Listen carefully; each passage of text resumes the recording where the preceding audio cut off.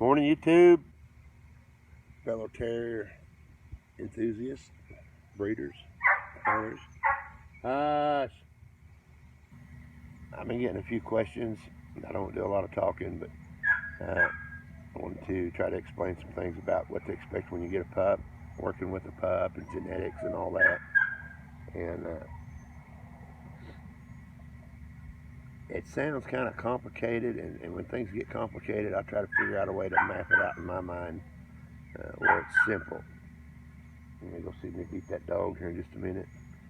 Well, here's the deal. Let's say you're building a house and you've got some lots, empty lots on your land, okay, and you hire me, contract me to buy your building materials for you. I back up there and I unload subpar materials, the cheapest stuff you can find, cheap lumber, used lumber, crappy materials, okay, and then you hire the finest craftsmen that you can get, and they build your house. And no matter how good the craftsmen are, you're going to have a crappy house because you built it with crappy materials, okay? It's the same way with pups. Now, if I unload the best quality materials there are on your yard, imported marble, finest lumber, the finest shingles, everything, and then you hire the finest craftsmen, when they get done, you're going to have a fine house. That's the way it is with a puppy. You've got to start off with fine materials. But the other key is the craftsman. If you start off with the finest materials and you have a crappy craftsman, you're going to have a crappy house made out of some good materials. But it's never going to be the house it could have been. When you're training a puppy and when you're working a puppy, you're the craftsman. It's up to you. The genetics are in that puppy, but that doesn't mean that you can tie that puppy to a tree for his first year and then take him out and he's going to be digging groundhogs for you. You got to start building that house with early with the best materials, and there's a lot of mistakes that you can't make with these little dogs. One thing is, I go over it a lot, is you can't be beaten on these little dogs no matter what. These little dogs are unforgiving. The most intelligent of them are the ones that are the least forgiving. So let's say you work your dog and he finally just frustrates you where you jerk him up and bust him good. Well, from now on, he's going to be coming to you and laying at your feet on his back, pissing himself. And you can get him out of it sometimes with time, but you can't beat on these little dogs. There's some bigger dogs you can beat on, and they're not that smart. I don't put all that together. But you got to start off with good genetics, and then good genetics doesn't guarantee a great dog. You still got to work them. The materials are in there, the genetics are in there, but you got to be the craftsman. You got to get out and work that dog. You got to start them young, work them on rats if that's all you got. If you got some dogs to start them with, that's great. You got to keep them away from aggressive dogs. You've got to, I preach it a lot. Look for signs of aggression and stop it from a puppy. You got to stop it when you hunt them together. There's nothing more fun than taking 4 or 5 Patterdales out and working them together. You won't see it very often because people, they don't take control of their training process. They just think that a Patterdale's aggressive and that's it. But there's a lot you can do. You can make tunnels when they're little if you don't have dogs to work them with.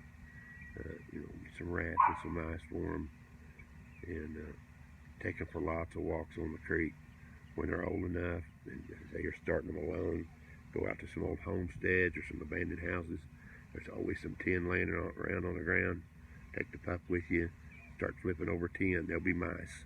There'll be mice nests, little rat nests, and they'll go crazy when they see them.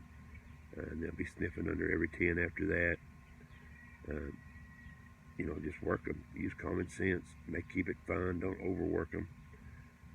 You can work them a little every day or every other day. Just don't do it for 8 hours. You want to keep it fun. When they come home, they'll be tired. You don't want to overdo it. You don't want to get them bit early. You don't want to get them hurt, but just bring them up slow and steady and work them every day if possible. I know you got to work. When you get home, work with them. Play with the hide with them, squeaky toys. There's a lot of things you can do, but you got to start with good genetics. But in the end, good genetics doesn't guarantee a great dog. It's a combination of good genetics and you. And you got to do your part.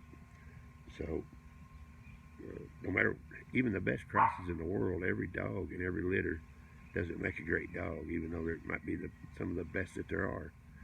You're going to have one every now and then that just doesn't make it. It's sad. Everybody has it. It makes you question everything you're doing.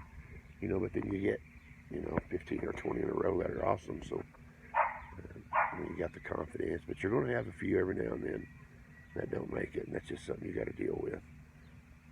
Don't let it shake your confidence. But if you're having a bunch of them, you got to rethink what you're doing. You got to be honest with yourself. You got to call hard. I've got a few over here, 2 males. They would suit most people fine, but they don't need for breeders, so they're neutered. And people don't understand that.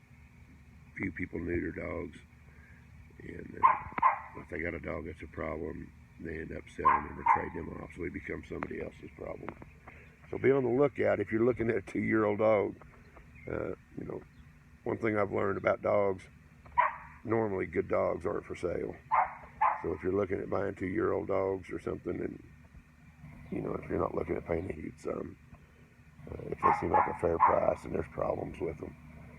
So learn early to steer away from that, and remember good genetics, and then work on your part. Without those two, you're not going to get there. If you start off with bad genetics, no matter how hard you try, you can't make that dog game. No matter if that dog's not game, you can't make him game. If he won't go in a hole, if it's not bred into him, then you're not going to teach him to go in a hole.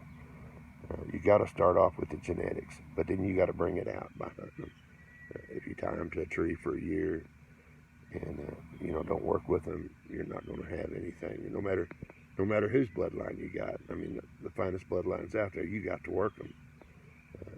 Genetics are 50% of it, and then you're 50%. So that's what I got for you this morning. You guys had some questions on, I get a lot of messages now. It seems like people watch these videos, and I hate to talk. I'm not a talker, but if you got questions, I'm happy to try to answer them like this. Y'all get out there, get them dogs on the creek. Bye.